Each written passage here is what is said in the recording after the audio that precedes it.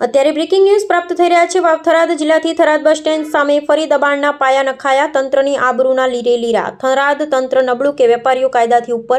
આ સવાલ અત્યારે સમગ્ર થરાદ પંથકમાં ચર્ચાનો વિષય બન્યા છે। થરાદ નગરપાલિકાએ રસ્તા પહોળા કરવા માટે જે દબાણો પર જેસીબી ફેરવ્યું ત્યાં અત્યારે તંત્રની આબરૂના ધજાગરા ઉડી રહ્યા છે।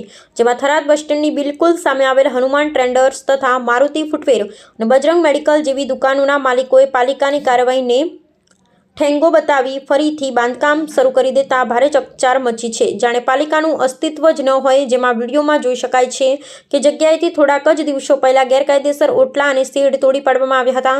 તે અત્યારે ખુલ્લેઆમ સિમેન્ટ અને ઈંટોના ચણતર કામ ચાલી રહ્યા છે। રાત્રિના અંધારાનો લાભ લઈ તંત્રની મિલીભગતથી એ તો તપાસનો વિષય છે, પરંતુ હનુમાન ટ્રેડર્સ તથા મારુતિ ફૂટવેર અને બજરંગ મેડિકલની દુકાનો પાસે થઈ રહેલું આ નવું દબાણ પાલિકાના ચીફ ઓફિસરની કાર્યક્ષમતા સામે સીધા સવાલો ઊભા કરે છે।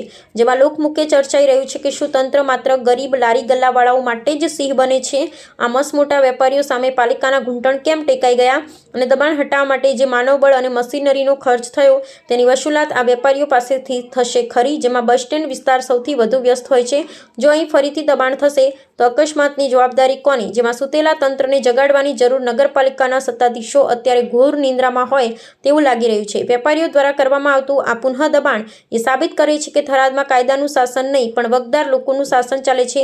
જો પાલિકા આ ગેરકાયદેસર બાંધકામ તાત્કાલિક નહીં અટકાવે તો આવનારા દિવસોમાં શહેરના અન્ય વિસ્તારોમાં પણ દબાણની ગંગા ફરી વળશે। જેમાં નગરપાલિકાના કાગળ પરના કાયદા અને રસ્તા પરનું વાસ્તવિક ચિત્ર સાવ અલગ જ છે।